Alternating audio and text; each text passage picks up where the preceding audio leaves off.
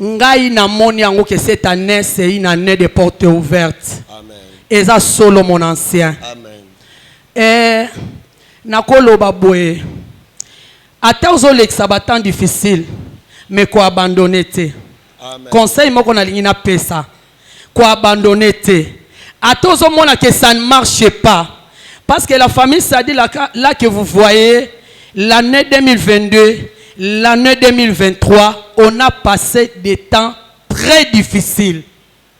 Si bon mon maman ma fille, elle a la mardi, elle a la vendredi, elle a la chaîne de prière, azobina, azobuka loketo, azo sanjolankolo, na zela kanam te na lia pona ya ko sanjolankolo non. Amen. Parce que je sais atana zo leksa battant difficile, mutako bimisanga na battant difficile wana ezana nezaka nkolo. Amen. Ezalaka motote. Mon ancien fona loba polibota na nzambe ba yeba monene na nzambe. Tokoti na 2024 oyo na bonne année na sexara ba mama bonne année ya 2024. Tango yo zolia ntaba net papa aloba ki ye epana ya kolia ntaba. Tango yo zolia ngombe, tango yo zolia au sali table, au tressé table, au invité bateau. Moi chez moi, il y avait qu'un petit poulet. Na sexabino bana nanga ba feta nanga te. Pote ba moni. Non. Tozo comprendre tes maman, il y a quoi dans cette maison, il y a quoi? Phrase wana. Bamsusu ba ke pas grand frère pour ba moni ke kuna nde ba kolia bien. Mususu ba kende pa mama feza. Biso tanto tikali na chéri nanga. Nazo ko exhorter pe couple moko eza awa. Bozala kanabitidi ya kobondela ensemble, nzamba koyoka bino. Amen. Tango totika ina chéri nanga totika la kana mwana biso ya suka. Bino tango bozo fêter, bozo sepela, biso tozala ki en prière. Parce que to moni que trop, c'est trop. Trop c'est trop. Tokota ki 2023 na situation moko. Toleki si 2023 nyoso na situation moko. Tokomi su na 2024. Tokota ka suboye. Non. On a cherché la face de Dieu. Ce jour-là, il y a bonne année. Biso tozala ki en prière. Malgré tozala ki en prière. Mais dans le mois de janvier, wana pasi kaka. Dans le mois de février, pasi kaka. Et loko nini etindingana ya kotato la monene na nzambe. Parce que notre Dieu est fidèle. La fidélité de Dieu dire à toujours. À kotika yote. À quoi abandonner yote. Malgré pas si oyozo lekisa. À quoi abandonner yote. Bible lobby, il ne fait exception de personne. Na mois de janvier wana nga na yebite boyebi mwana na nga dane boyebi mwana nga dane non ya jeunesse nzoka nda kenda e papa azo mona ndenge tozo lekisa battant difficile mais ake mona dadi ayebisi dadi ye alinga voyager dadi pe ayebisi ye qui te soit fait selon ta foi. À déclarer, à yebisi phrase wana ya souka. Bon, il est pas à qui na foi, à yeba qui mon ancien, que il croit en Dieu. Mois de janvier wana, il est azalaka soka zongi retard, nde ba kenda kana papa na bango ancien Sergio soka yé momi question liboso, vous avez préparé quoi? Nga pe na komi koyoka moko kanda tango koyebisa mbongo pesa te o matembele o je ne mange pas akolia pete nde mukolo musu na vandisi e penza liboso bandeko ne bazana ebise omoni yo ozokokisa 21 na boy 21 na ekokilo na ndaku nanga nako ya kotungisa kanga vous avez préparé quoi na lobi mupepe yo ka mabele yo kana zui na tira témoin yo avant kokisa 21 na fo bima na ndaku nanga bandeko ne ba bandiko seka eleki nango. Mois de février passe.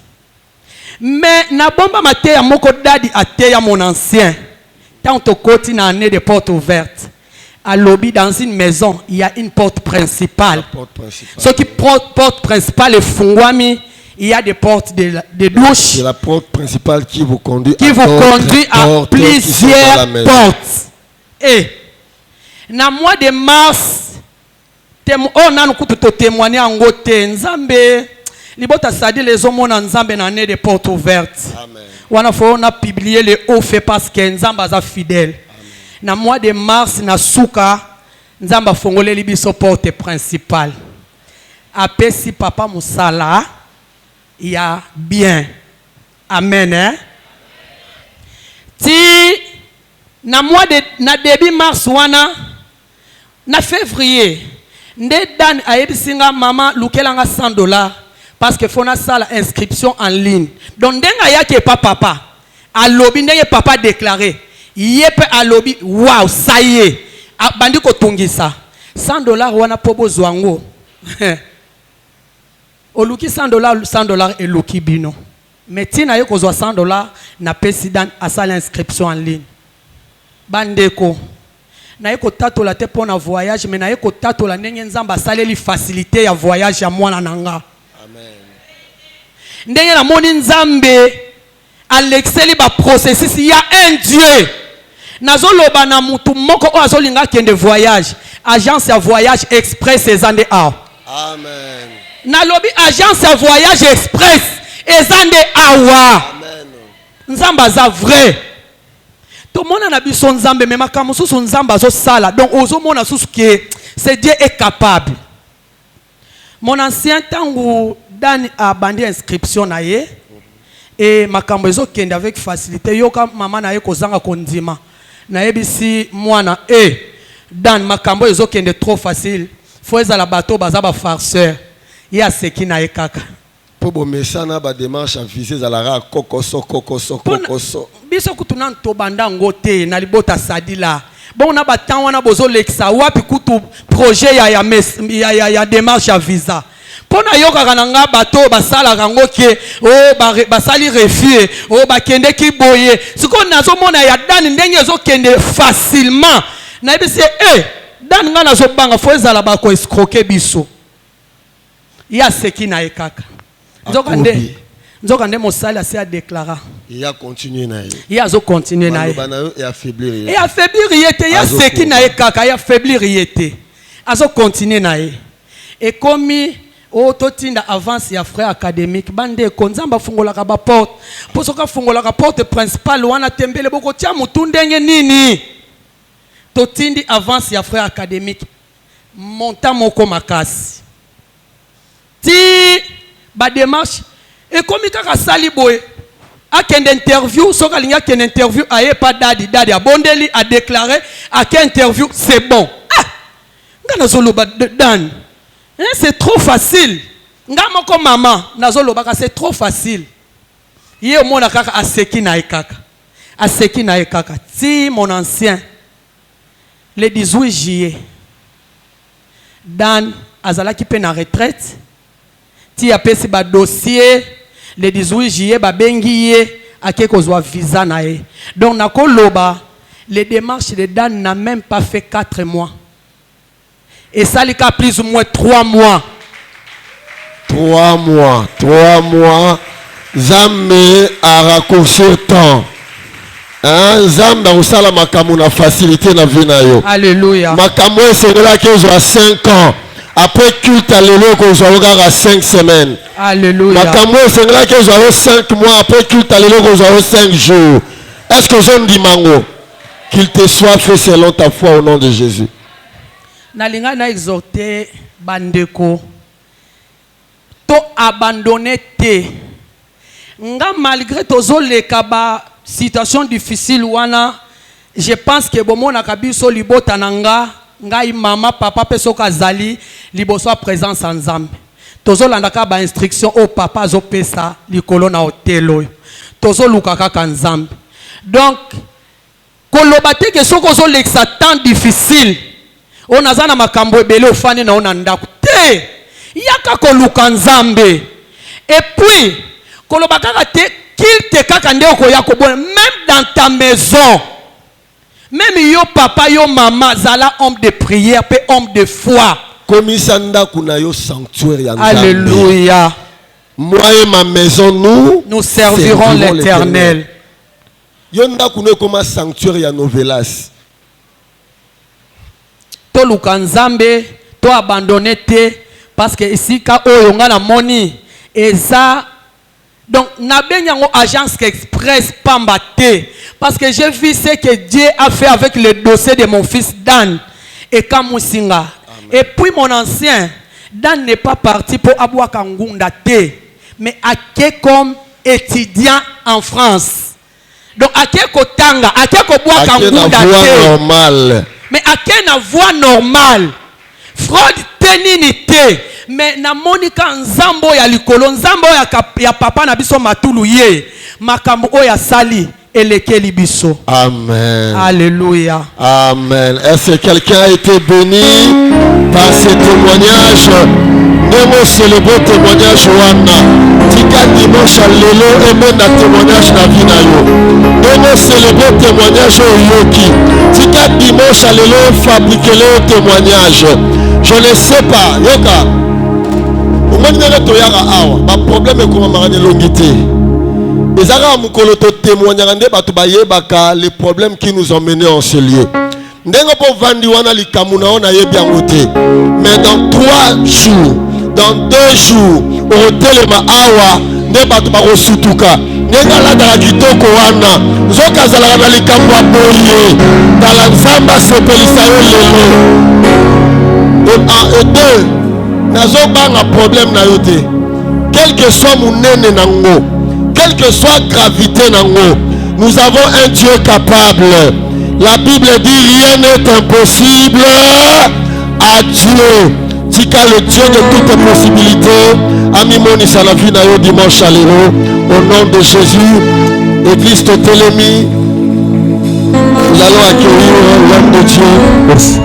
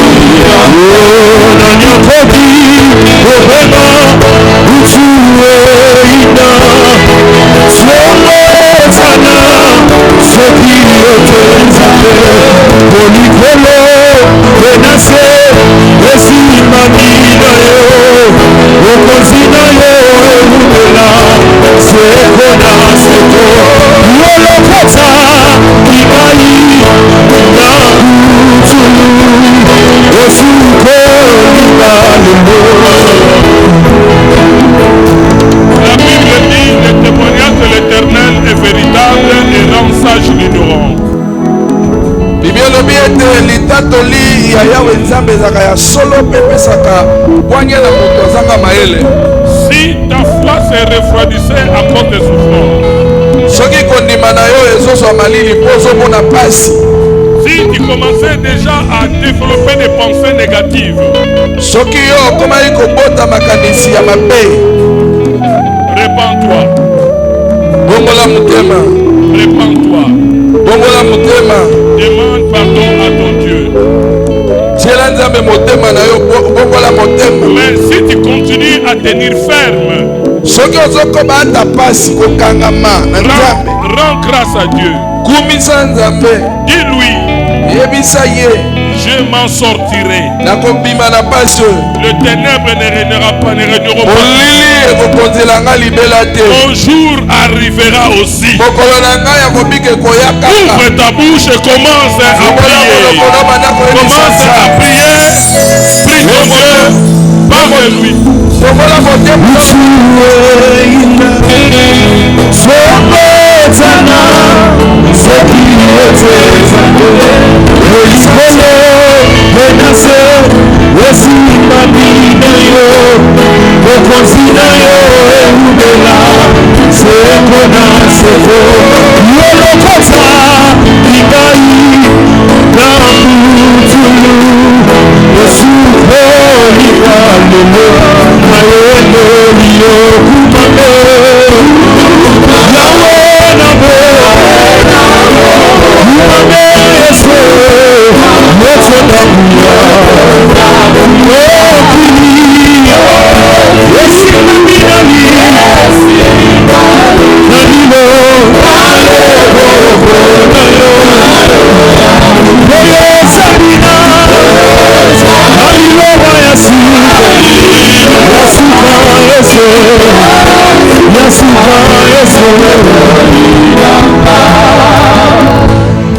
Père, je te rends grâce, te bénis et te remercie pour ce témoignage.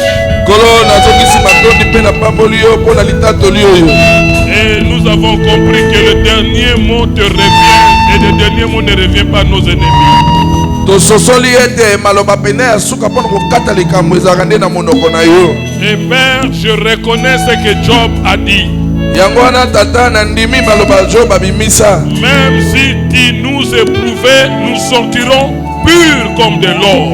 ata soko okotisi biso na moto tokobima ya kokoka lokola Et ngolo je confirme cette phrase dans la vie de tout un chacun. yango na tatoli ete na bomoi ya moko na moko na biso Voilà pourquoi je voudrais que nous puissions assaisonner cette prière par des acclamations. nalingi tosangisa maboko na biso kondimaka losambo tobeti maboko makasi mpo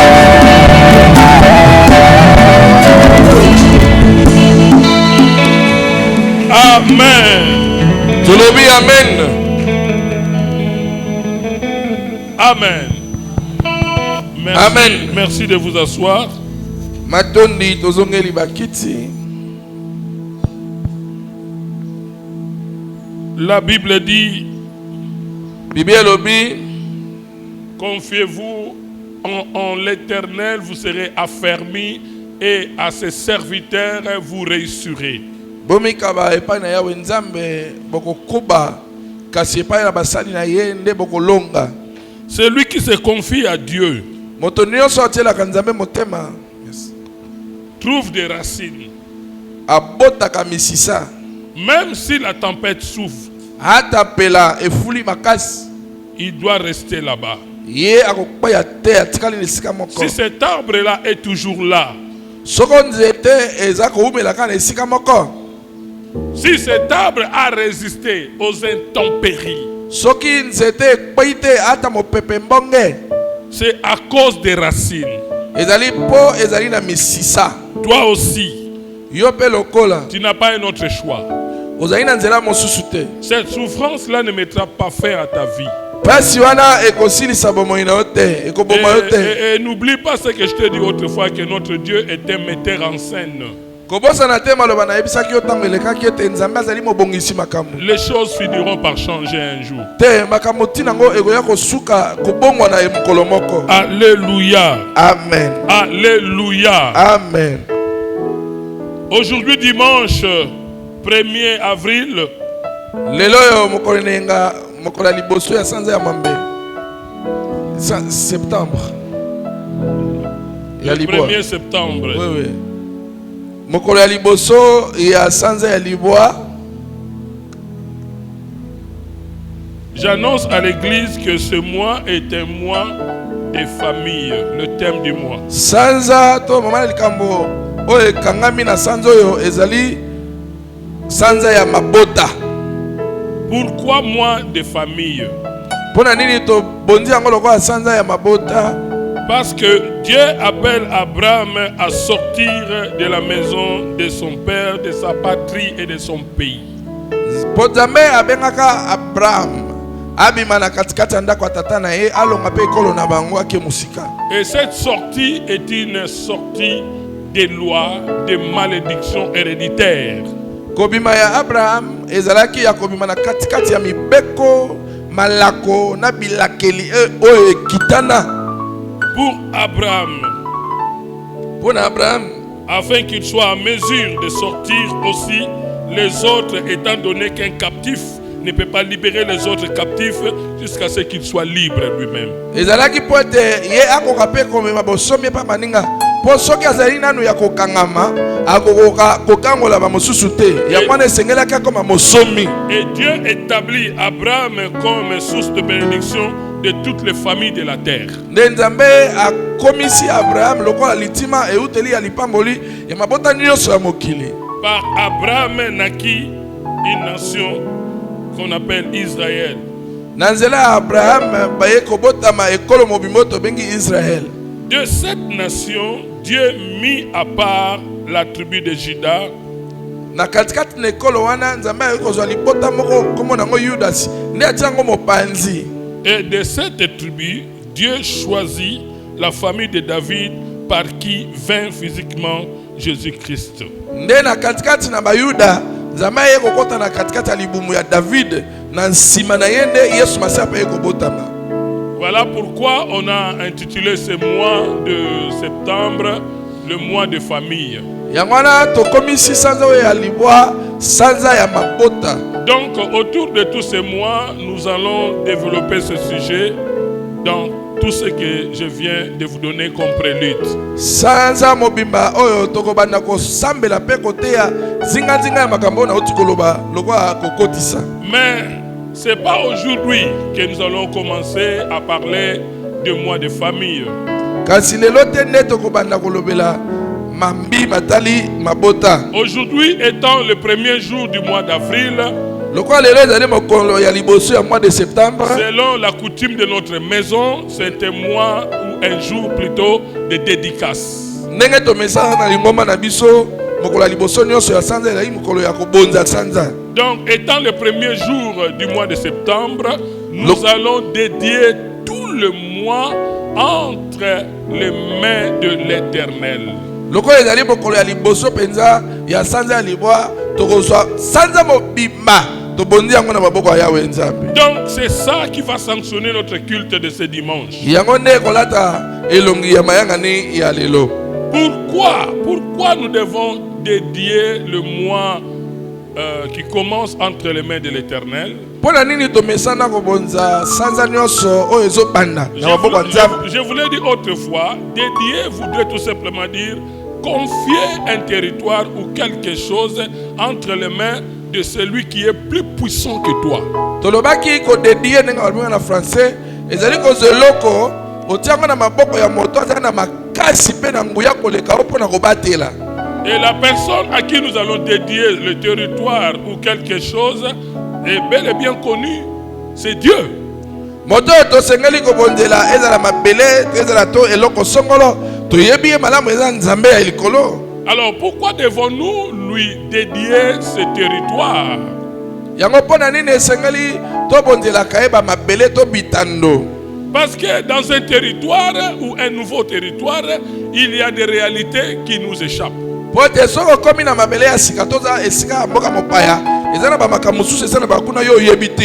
donne un exemple que j'ai l'habitude de donner. Après le déluge, l'arche dans laquelle Noé était avec ses enfants et tous ses animaux s'est retrouvée quelque part.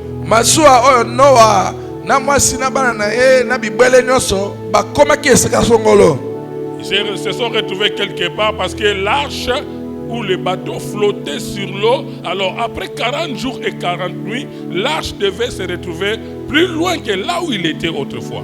Et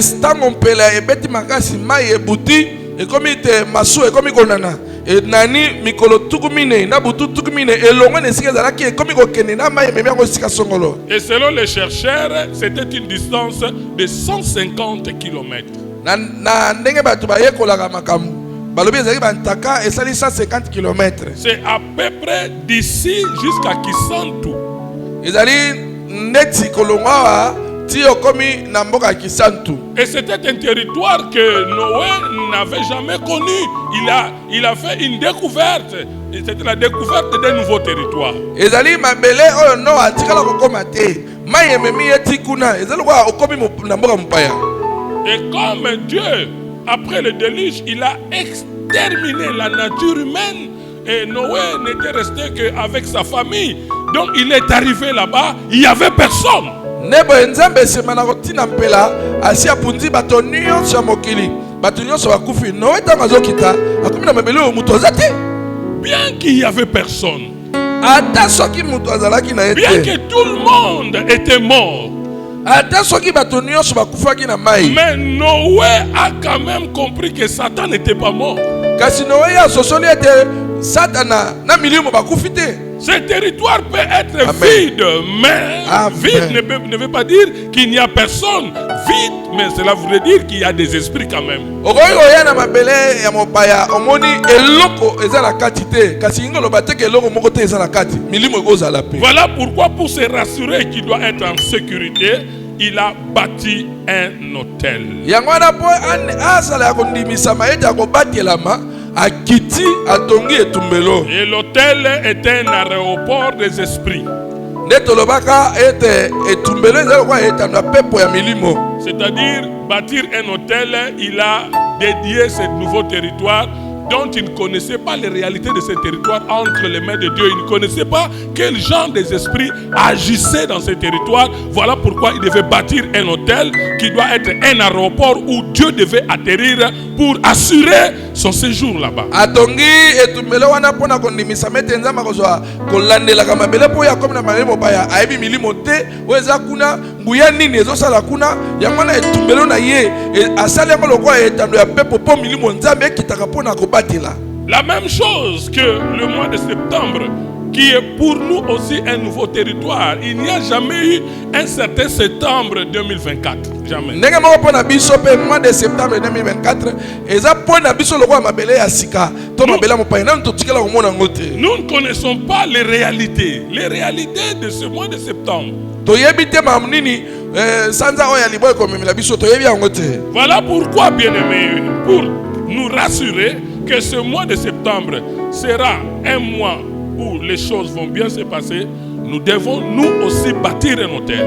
Yangwana pote tondi misama ke sanzo eli biso la biso ba bikono ngote bibakate to sengeli ko tongela ngo etumbelo. Et comment est-ce que nous bâtissons notre hôtel du mois? Vous connaissez tous, moyennant l'offrande de dédicace que nous donnons. Nous semblons ces derniers temps négliger cette coutume. To sala kanenge ni biso na lingomba pona kobonza sanza toyaka na libonza po yango nde kozwa contrôle ya sanza kasi momesano wana tokomi kobungisa yango tokomi kolemba. Notre Dieu agit selon les principes. Notre Dieu, c'est pas d'abord mangengenge, c'est d'abord les principes. Nzambe na biso ya salaka kolandisa manaka to mabongisi eza nanu komata na ngomba mangengenge te kasi tosana no manaka.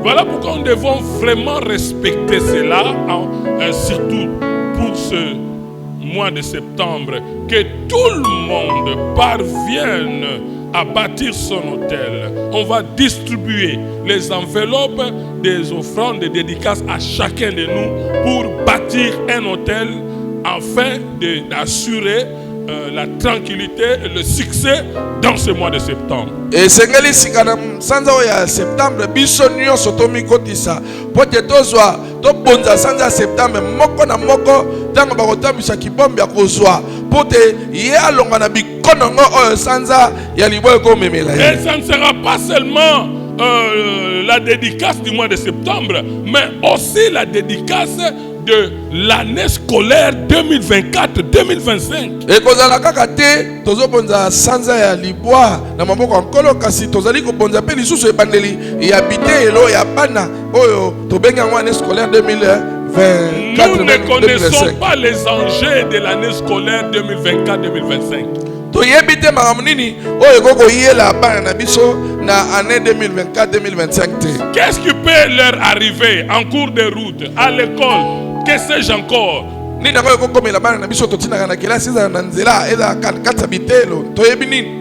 Pour pouvoir assurer notre vie ou le succès de nos enfants dans cette année scolaire 2024-2025, cela dépendra aussi de l'hôtel que nous allons bâtir par le canal de cette enveloppe de dédicace qu'on va distribuer à tout un chacun de nous.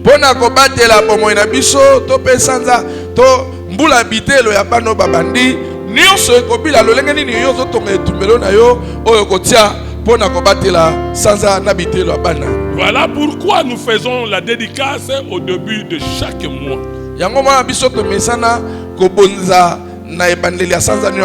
Ceci dit, pour ce dimanche, nous avons un thème.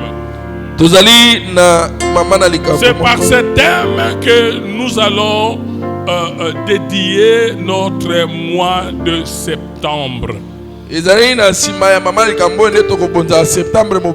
Avant de dévoiler ce thème, j'aimerais que nous puissions lire plutôt ce texte dans Philémon 10 à 20. Philémon 10 à 20. Je ne donne pas le chapitre parce qu'il n'y en a qu'un seul. Philémon 10 à 20. Liboso na pesa mutu ya mateya na ngai na kosepela totanga na mokanda ya Filemone molongo ya zomi kino tuku mibale. Philomène ezali na ba chapitre te ezala kaka yango moko. Et je souhaiterais qu'on puisse aussi lire un autre texte.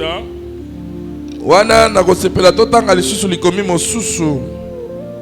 Dans Matthieu chapitre 17 verset 5. Il faut que na Matthieu mokapo ya zomi na sambo molongo mitano. Donc nous allons lire deux textes. Awa tokotanga ne ba mikanda mibale. Philémon 10 à 20, nous lisons dans Jésus. Amen. Je t'ai pris pour mon enfant que j'ai engendré étant dans le chêne Onésime. Nazali ko bondela pona mwana na ngai oyo na bota kitango nazalaki na boloko komone Onésime. Qui autrefois t'a été inutile. Oyo kala azalaki na tina te pona yo. Mais qui maintenant est utile et à toi et à moi. Kasi tala lelo yo ya komi na mutu ya makasi pona yo pe pona ngai. Je te le renvoie lui mes propres entrailles. Nazotindela yo ye michopo na nga penza. J'aurais désiré le retenir auprès de moi. Pour qu'il me servît à ta place. Pendant que je suis dans le chêne pour l'évangile. Toutefois, je n'ai rien voulu faire sans ton avis. Afin que ton bienfait ne soit pas comme forcé, mais qu'il soit volontaire.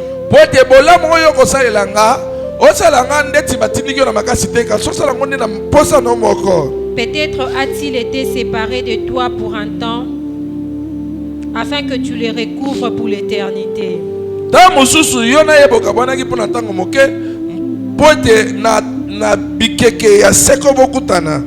Non plus comme un esclave, mais comme supérieur à un esclave.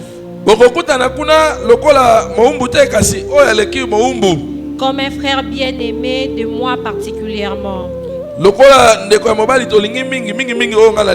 Et de toi à plus forte raison, soit dans la chair, soit dans le Seigneur. Si donc tu me tiens pour ton ami, reçois-les comme moi-même.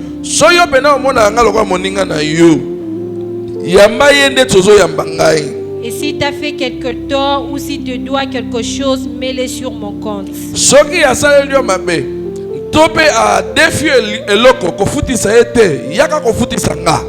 Moi, Paul, je l'écris de ma propre main.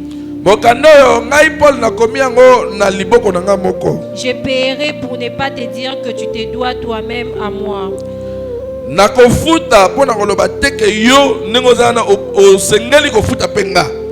Oui, frère, que j'obtiens de toi cet avantage.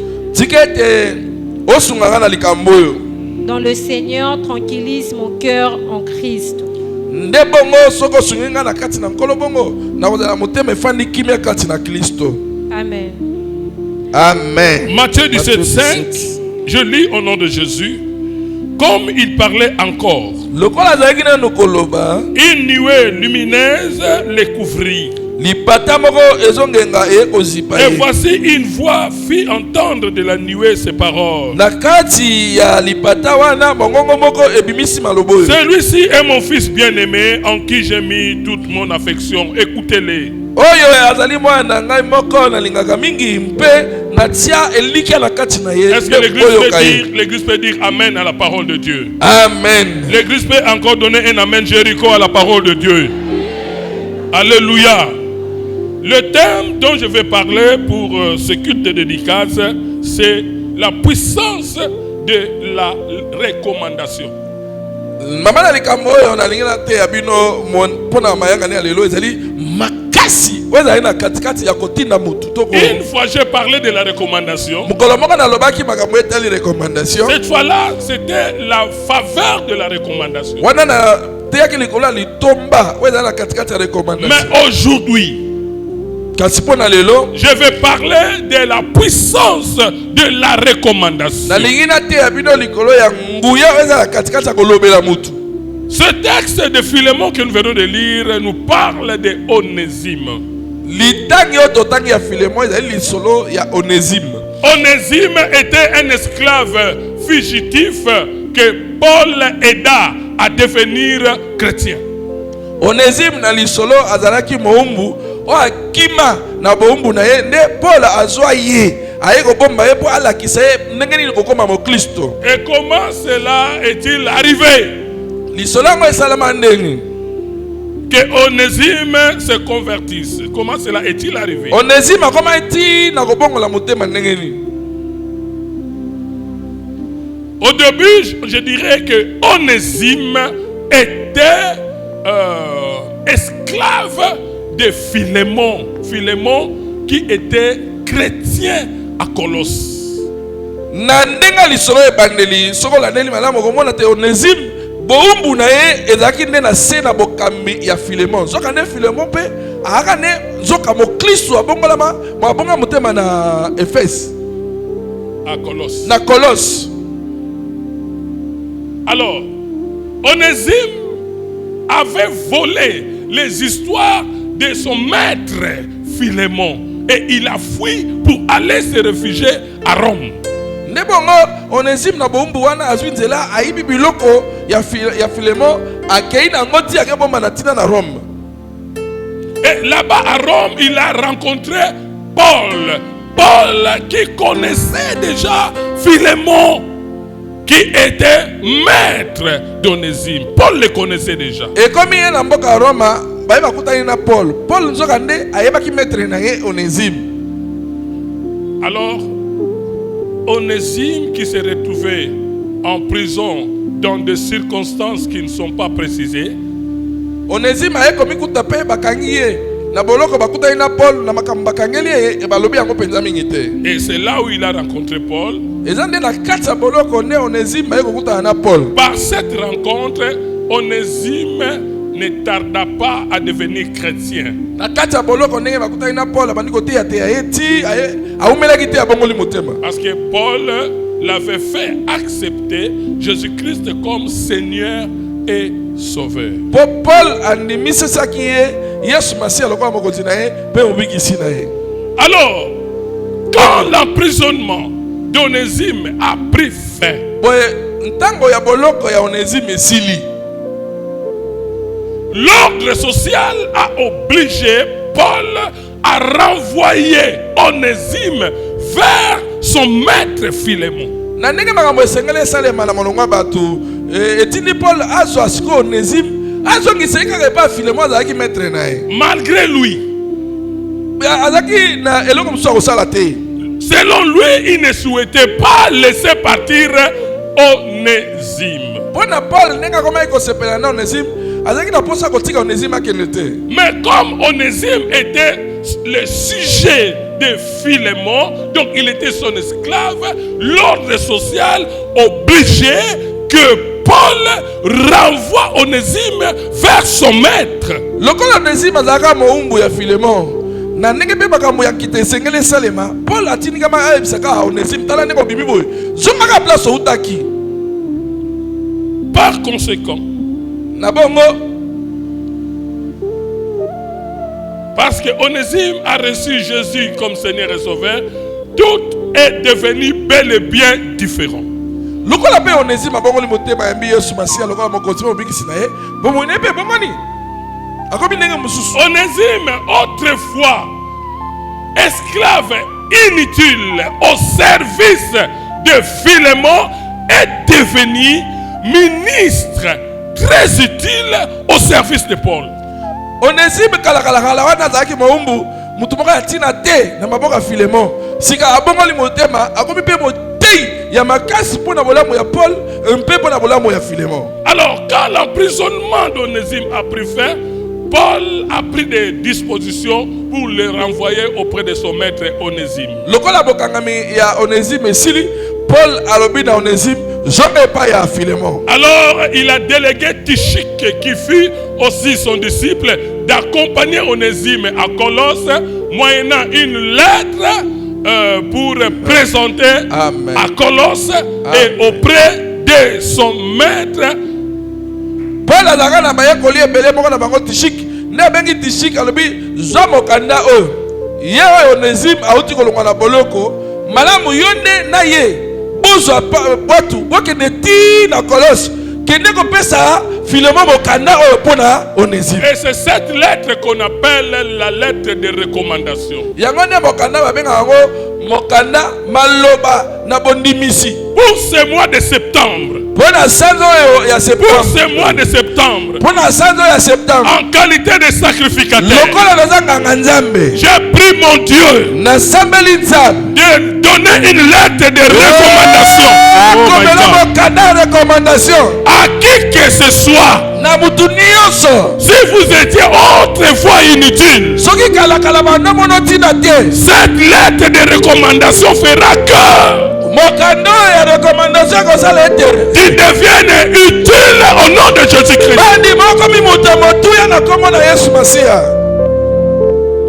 Oh my God. Yes. Mimosa, retenez Simba ngo. que pendant ce mois de septembre, Na sanzo nyonso ya libwa. vous allez fonctionner sous la lettre de la recommandation. Yo makambo na recommandation na sa mokanda recommandation. La personne qui recevra cette lettre Moto akoyamba mokanda na yo. n'a pas besoin de te connaître, Aza na tina te ayeba yo. mais il aura besoin de connaître qui t'a recommandé.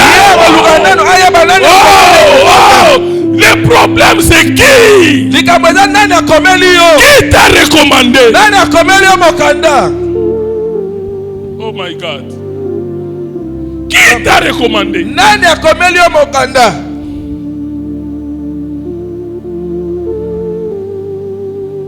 La lettre que Paul a envoyée au maître d'Onésime, Philémon, Mokanda yo Paul akomeli Philémon. Ozalaki mokonzi ya Onésime. Paul voulait assurer Philémon que Onésime était devenu un excellent ministre chrétien et avait revêtu une nouvelle personnalité. Mokanda na Paul akomeli Philémon. Ezalaki pote soki Philémon atanga amona ke Onésime aza suma mbute kasi asi akomi motei ya liloba na Nzambe ya makasi. Paul plaidait aussi afin que leur retrouvaille soit davantage celle de deux chrétiens que celle d'un esclave et son maître.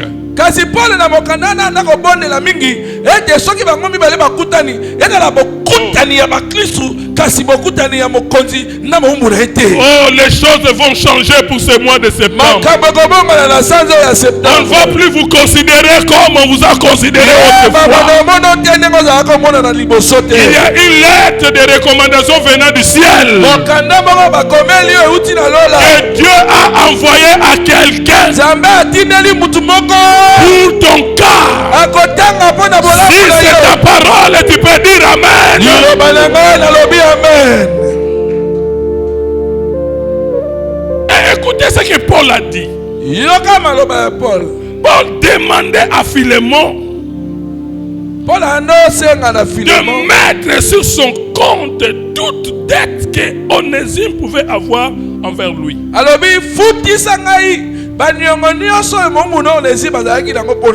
Tous les dommages, tous les dégâts que Onésime avait créés auprès de son maître, Paul s'est porté garant.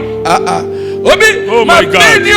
Na biloko nyonso Onésime ayiba nandaka Filemon babiloko nyonso abuka nandaka Filemon Paul alobi kofutisa ete tiango ngane na futa. Mets ça dans ta tête.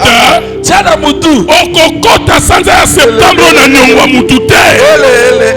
Non, personne ne va te réclamer quelque chose. Mutu moko te koya kosenga odongo. Soki eza na bato bakanelaka yo ba mois passé, ce mois ça sera autre mois.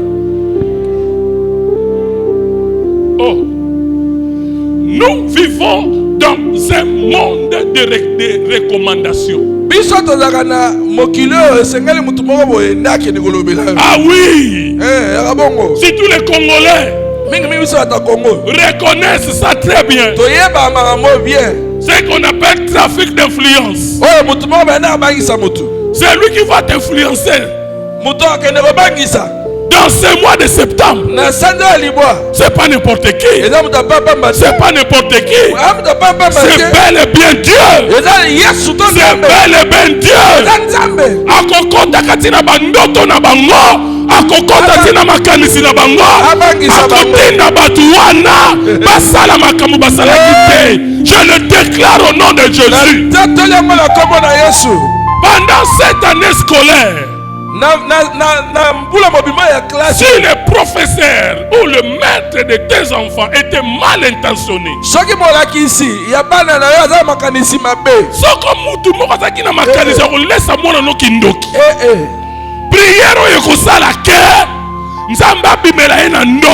oh my God. Yes. Dieu ne va pas lui donner le temps de le faire. J'ai pris Dieu. J'ai pris Dieu.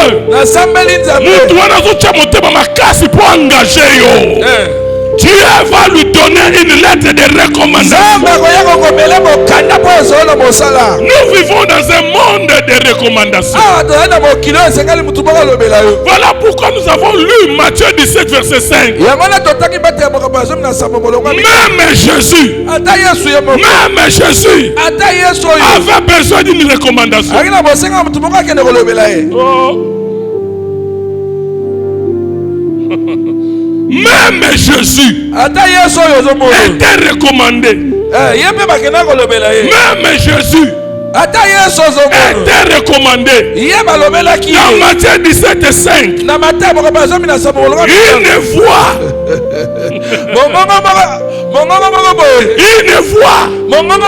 est sortie du ciel. Une voix a recommandé Jésus.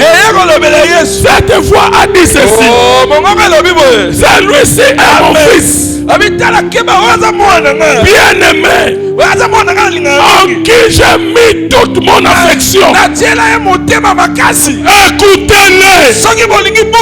Je déclare, Dieu te donne le mandat que tout ce que tu auras à dire, le monde spirituel va écouter. Tout ce que tu auras à réclamer, tout ce que tu auras à demander, le monde spirituel obéira. Je le déclare au nom de Jésus. Même Jésus avait besoin de la recommandation. Le ciel va parler pour toi. Le ciel va parler pour ton travail. Le ciel va parler pour la rentrée scolaire de tes enfants. Le ciel va parler pour ton mariage. Le ciel va parler pour ton voyage. Le ciel va parler pour ton problème d'argent. Le ciel, une voix viendra du ciel. Tu seras recommander. Je vais parler à quelqu'un. Je vais parler à quelqu'un. Ne sois pas étonné. Ne sois pas étonné. Yes. Quand on va t'appeler pour commencer un travail pour lequel tu n'as pas même écrit une lettre de demande. Oh, je commence à déclarer sur quelqu'un. Je déclare sur toi. Le ciel va parler pour ta cause. Tu n'auras pas besoin de faire une lettre de recommandation. Tu n'auras pas besoin de faire une lettre de recommandation. Je vais vous dire une réalité. Je vais vous dire une réalité. Come on. Il y a certains endroits bien aimés. Toi, tu fais entrer ton CV.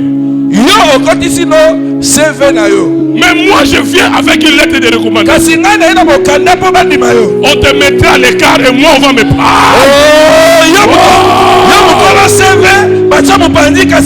Moi, mon problème, j'ai pas envie de te connaître. Mais mon problème, qui t'a recommandé?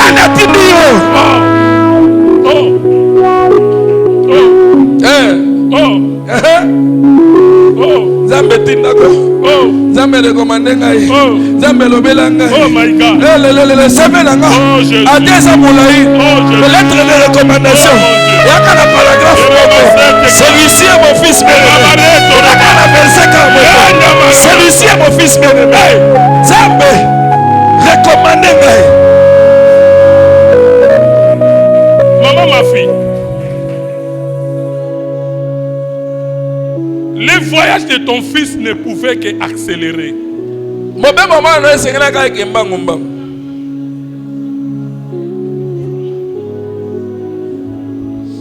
Quand je suis nouvellement venu ici, ton fils a semé son téléphone.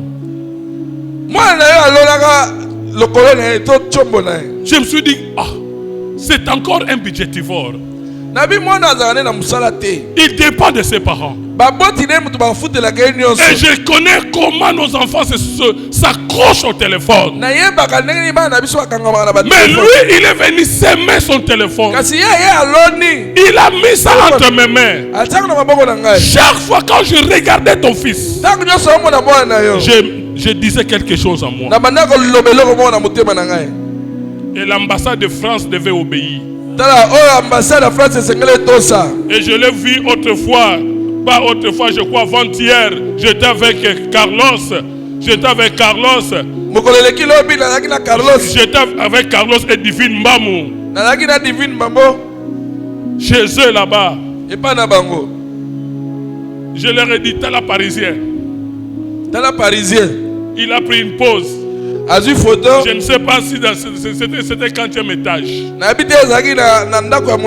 Yozo Yokanga. Yozo Yokanga. Non, ouais, n'a bon année au passé moi la prière de ce mois de septembre va déclencher quelque chose. Dieu va ouvrir une porte principale pour donner accès aux portes des chambres, des salons, des cuisines. Reçois cela au nom de Jésus. Oh my God. Oh my God. Hey. Oh Jésus. Oh Seigneur. Oui. Quel culte. C'est un culte de miracle. C'est un culte de miracle. Écoutez. La Bible parle d'une femme qui était diaconesse. Elle s'appelle Foébé. Foébé signifie lumineuse. Foébé signifie belle. Malgré toutes ses qualités, Paul a compris que ce n'était pas suffisant. Elle devait avoir besoin d'une recommandation. Elle a écrit aux chrétiens de Rome.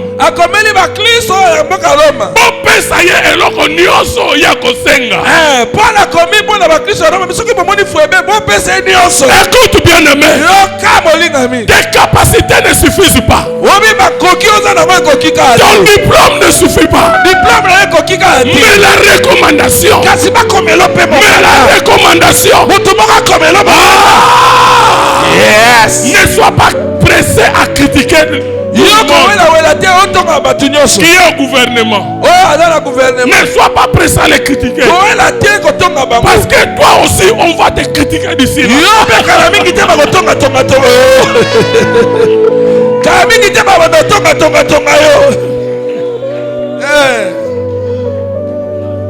Oh, attendez. Ana diplôme D6. Ayebi kokoma tate ministre ango. Yo yebi makambo ya sala na nzambe ne. Lelo pezo komela yo te. Bakotonga yo. Oh my God. Oh my God. Bazana expérience. Ya komi kula ndenge nini? Atako signer ya pamba. Ao signer lo ba soso zo banda manzaka. Zoka nde mutu moko boye a recommandaka.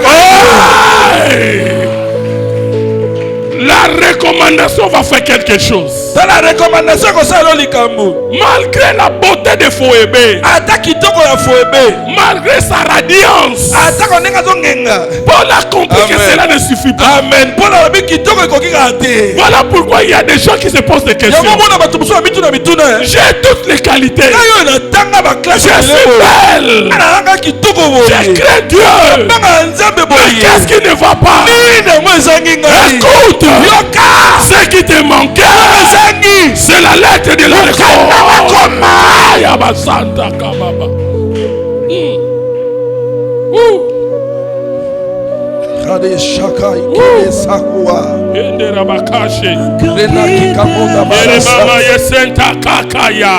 un cœur qui te cherche. Écoutez, Yoka.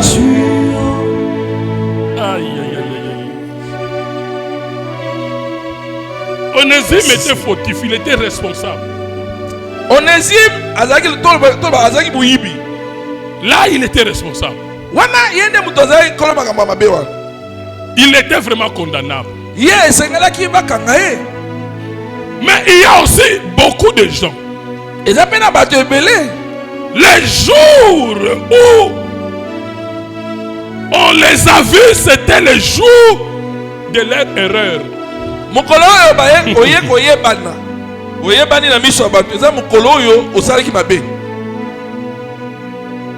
Tu n'as pas l'habitude de faire ça. Mais ce jour-là qu'on t'a vu,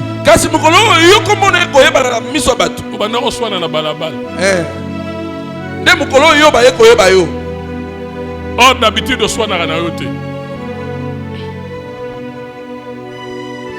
Et ce même jour-là, ces genre de personnes sont disqualifiées à cause de cette erreur. À cause de cette erreur, tu es disqualifié. Il y a des bonnes personnes qui n'ont pas l'habitude de faire du mal. Mais ils sont disqualifiés à cause de cette erreur. Et maintenant là, tu es en train de payer quelque chose qui n'est pas dans ton habitude. Oh! Yes. Je lève ma main pour déclarer. Je lève ma main pour déclarer. Toute personne qui te recommandera te verra le jour où toi tu vas briller.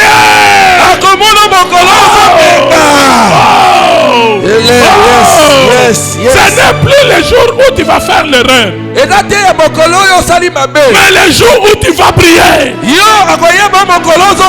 C'est le moment que Dieu va t'exposer. Il va montrer quelqu'un en vision.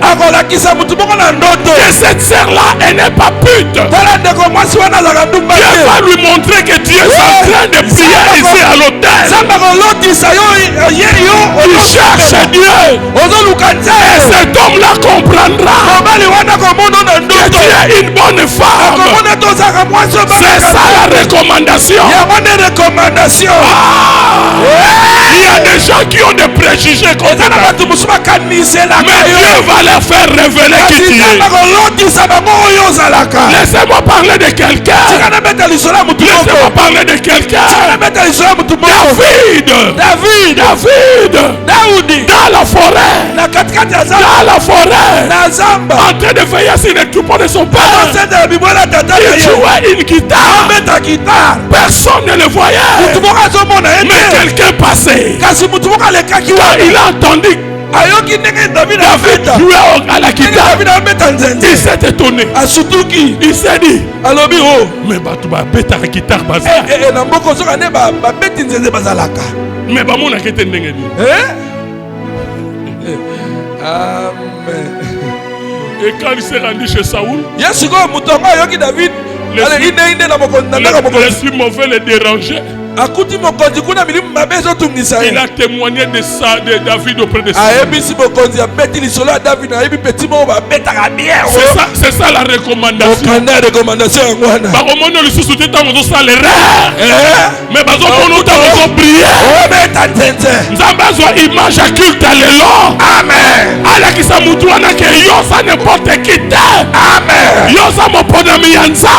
Amen. Alléluia. Il est allé parler de David auprès de Saoul. Et cette recommandation a fait que David quitte la forêt pour se diriger au palais royal. Tu vas quitter de là où tu es. Et Dieu va te diriger dans un palais royal. Tu ne resteras pas pour du bon. Avant d'entrer au mois d'octobre, je te verrai dans un bureau climatisé. Dieu va te recommander. Dieu va te recommander.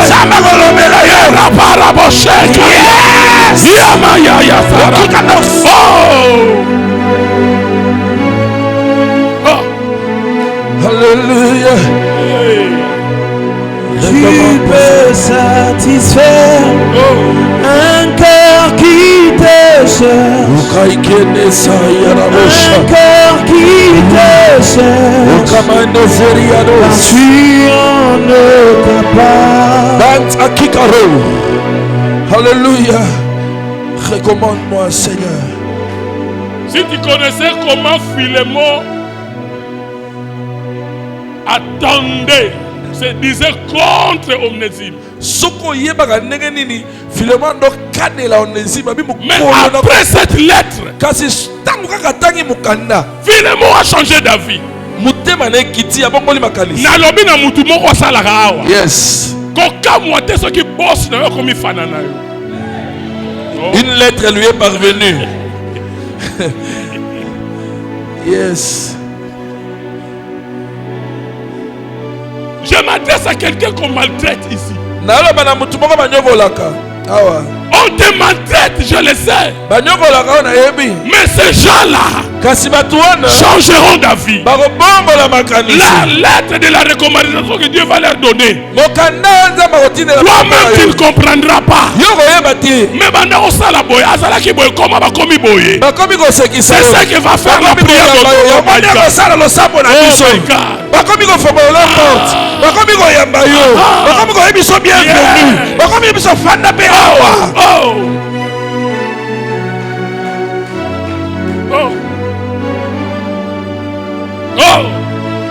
Un cœur te cherche, Seigneur.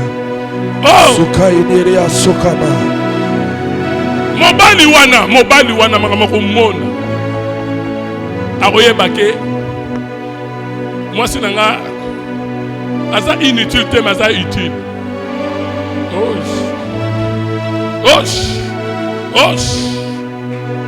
Écoutez bien, aimé. Yoka molingami. Il y a des places de qualification qui ne peuvent pas te donner accès. Parce qu'il y a toujours dans le monde des gens plus qualifiés et plus intelligents. Mais écoute, pour arriver au top niveau de la vie, Amen. la recommandation est plus qu'un simple CV. Mokanda basengeli yo eleki mokanda oyo moko mikomeli. Oh my God. Amen. La personne n'aura pas besoin de te connaître. Mais il va chercher à connaître. Qui t'a recommandé? Amen. Oh. Qui t'a recommandé? Car tu en es Akofuta nyongo wana. Yes. tu peux restaurer Téléma. celui Alors, qui alors, s'il t'a fait quelque chose, ou s'il qu'il te fait, mets tout sur mon compte. Mets tout sur mon compte.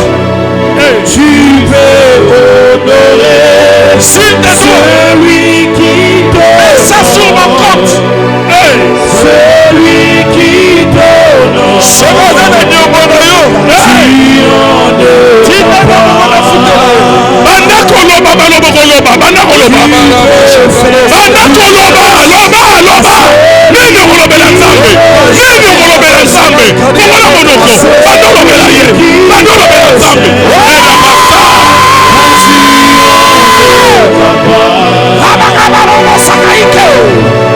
tu veux faire du bien à celui qui t'aime, à celui qui t'aime. Tu en es papa, tu peux restaurer celui qui t'aime, celui qui t'aime. Car tu en es papa, tu peux honorer, celui qui t'honore, celui qui t'honore. Alors celui qui t'honore, car tu en es. Écoutez bien aimé. Yoka molingami yoka. Tala Sakai dere sarouche. bataki chasa balobaka mabende liwa soko tali bitumba oyo elandaki biso na nsima tokatisi quand même sanza ya septembre eza na misusu bakatisi te bitumba oyo nzambe abundeli oyo bien aimé toyebaka yango te bible elobi bana israel ntango bazokima pharaon bazokima bible elobi na nsima na bango nzambe atiaki moto me bango bapesaki moto mokongo bamonaki yango banda koyeba te bitumba nini nzambe azobundela bango pambola nzambe loba nzambe merci mpo na koti na sanza oyo ya recommandation merci mpo monguna areusir kobloke ngai te na kota septembre merci mpo na bitumba nyonso obundeli ngai na bana na ngai ata pasi ata maladi olongisi nga na koti sanza ya septembre ale bando loba ale bando bondela ale bando loba ale bando bondela ale bando loba bando bondela loba Tu as été au courant. bondela Tout le mois d'août. Maintenant, je suis au mois de septembre. Zamokati Sinai. Nato Boni. Nakubiso Boni. Yone Moutozaki Liboso. Odota Moussana la Katikatamo. Et derrière moi, tu te constitues en parole de feu.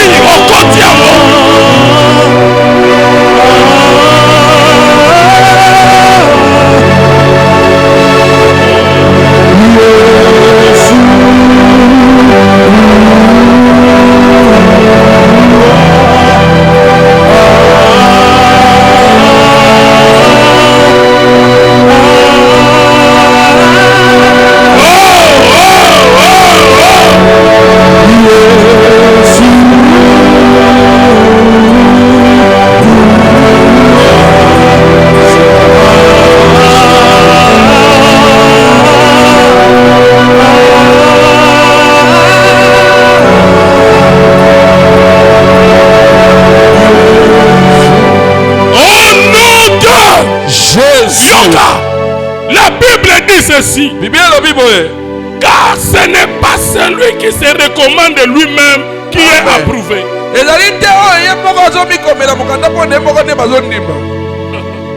Je répète. Car ce n'est pas celui qui se recommande lui-même qui est approuvé. C'est celui que le Seigneur recommande.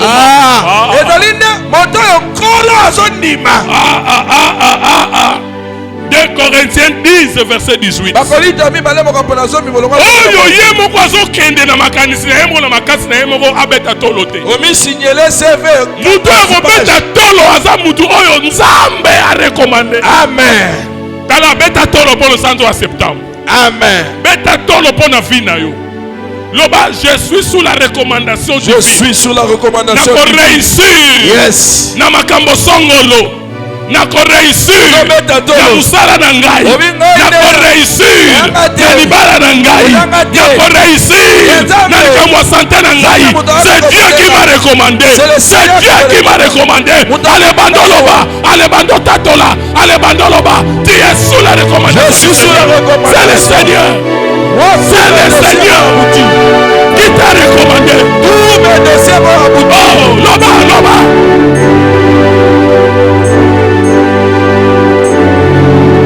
Je suis sous la recommandation.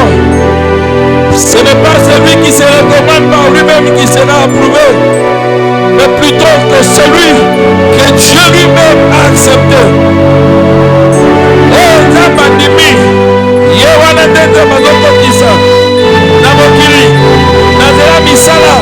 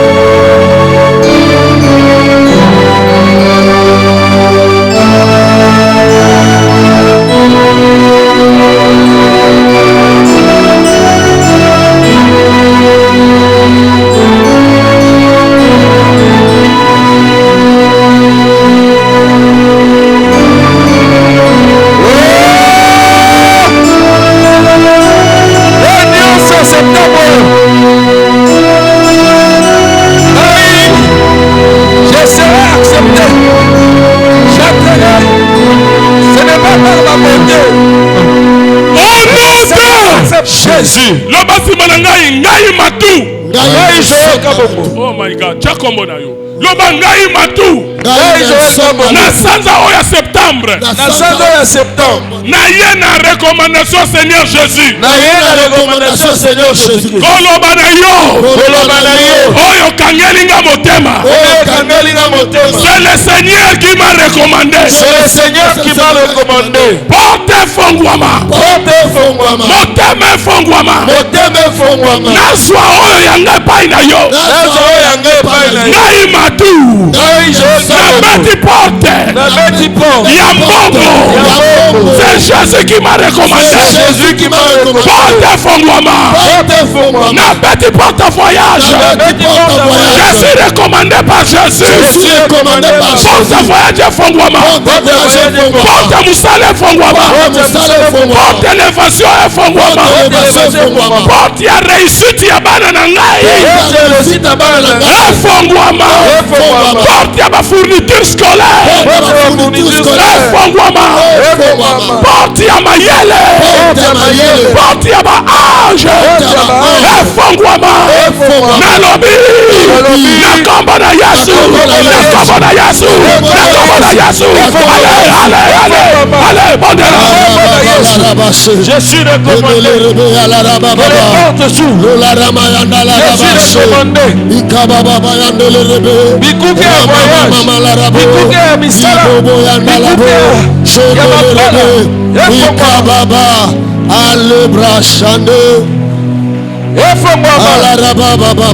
C'est le Seigneur qui me recommande.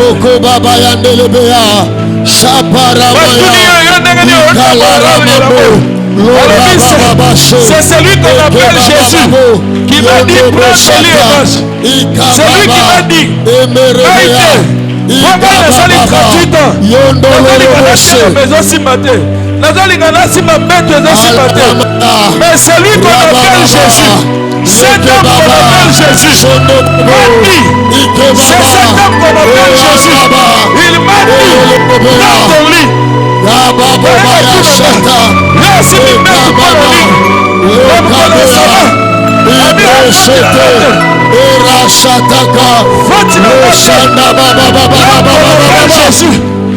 l'homme qu'on appelle Jésus, va te marier. L'homme qu'on appelle Jésus, va commencer à te marier. L'homme qu'on appelle Jésus, va dire ça en bonne santé. L'homme qu'on appelle Jésus, va dire tes enfants vont réussir. C'est l'homme qu'on appelle Jésus. Ce n'est pas moi, mais c'est l'homme qu'on appelle Jésus.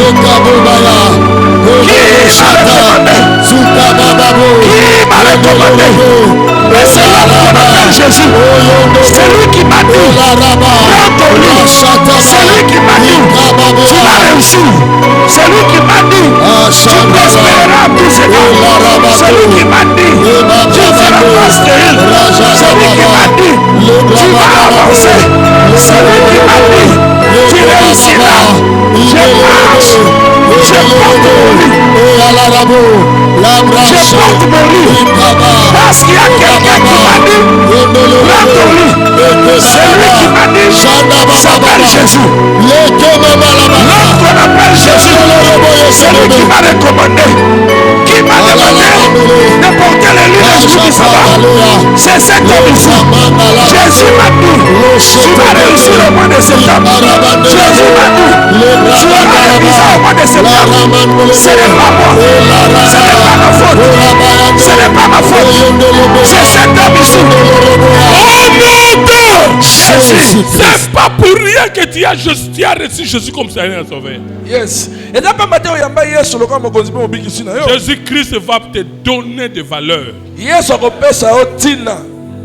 Onésime, autrefois esclave inutile. Amen. Onésime, quand il a reçu Jésus comme Seigneur et Sauveur, il est devenu un ministre très utile.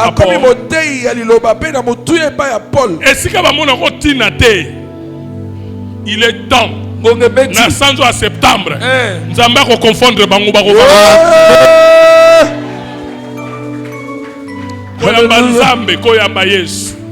Je peux encore voir des années en arrière.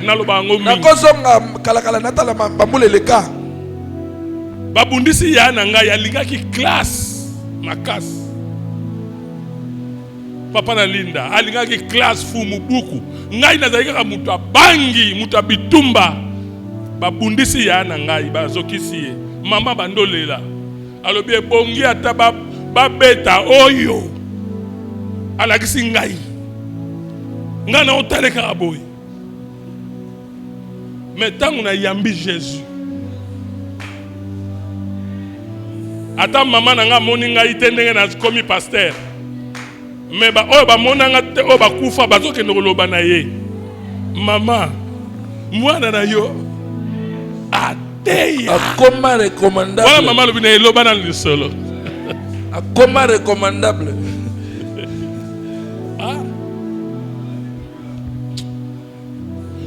Là, sans à septembre, libanga oyo babwakaki eza na tina te na chantier. Libanga oyo bakoki kotetela ngo nzika eya na tina te. Bazotwaka ba brique moko boye eza na forme. Bazotwaka ba clostra. Mais yo, soki mbwa ya liboma koti bakozwaka libanga wana babamba po babenga na mbwa po oza na tina te. Mais Bible dit la pierre qui est rejetée tous les bâtisseurs. Et babandi ko lukango obwaka bako lukayo na septembre oyo. Moto nyonso ya bwaki saki yo. Yes. Bako tinda ba message na ba réseaux sociaux. Na ba camarade na yo. Bako luka numéro na yo. Pesa biso place azali. Akoma wapi? A changé adresse, numéro les oeufs, il a insulté. Tu as bien numéro quand les hommes, comment ils ont lukayo? Wana yo so bukisim. Au changé un numéro pour numéro de mon iso passe. Bible lobi batu balandi Yesu na désert. Nake raro shaman take. Mwana moko ya muke. Ye kutu nani? Kutu batangi 5000 hommes sans compter. Sans compter kutu yete. Ba compter même mwana wana te. Mais yé muto bibisaki 5 pains et 2 poissons. Abimisi ba mitano na ba misi mibale. Elle sabango nyonso. Mutu batanga kombote. Soki okofukama fukama. Soki okolelela nzambe loba nzambe. Mutu batangi kombote. Comprendre que ngai mpe naza utile. Aza dénombré. Bayeba ke naza na mokili oyo pamba te. Si 5000 hommes. Ba reconnaître utilité na nga. Yahweh. Luka position est bien. Na Angola. Camarade na mo bilupango banda ofutela. Mwana moko azali kwana ya Kizengi. Kizengi. Amezana kuvanda sika moko ya mutu ke kufa. Asala ji mutu ke kufa. Donc yekutu ba kipakete. Mais guerre wa soda sa fimi donc ba koti. Ko boma na ba mapangu tu. Ba koti lupango na bango. Kizengi wana ya mona ne danger te. Ba Kizengi ba sekaka.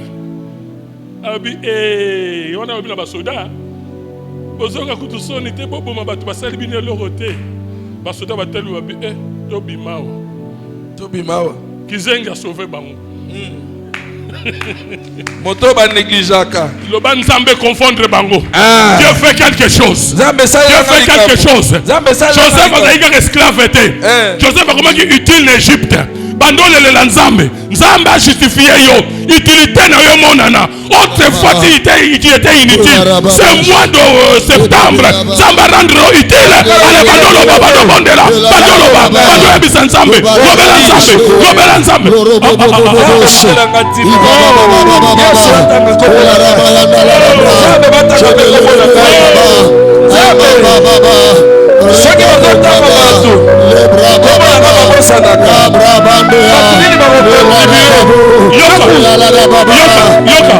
nakubatela nga motema te.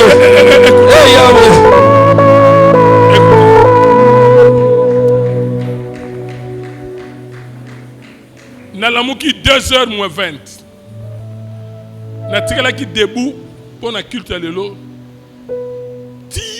6h45. J'étais toujours debout. Mais comment yo prière il y a quelques minutes au vendredi. Mais moi pour préparer ce culte, Dieu va considérer aussi effort na yo. Si tu crois que ce mois de septembre est un mois de conquête, tu dois rester debout. Nzambe il faut l'autre sa chef na yo ndoto moko ako expliquer te. Po ba eba ke yo esclave te. C'est ça. Nzamba peso likanisi moko o ezake na famille ba kofuka mabatubela ba lobake o azangi tina te.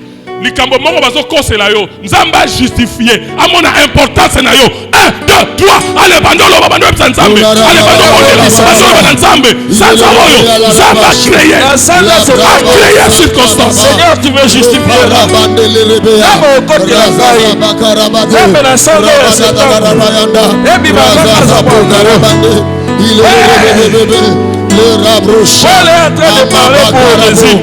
Alors, si tu as fait quelque chose, ou si tu dois quelque chose, mets-le sur mon compte. Mais je veux que ce soit, je veux seulement que tu le reçoives. Prends ça dans l'œil. Oye, de l'œil de Jésus. Prends ça dans l'œil. Oye, de l'œil de Jésus.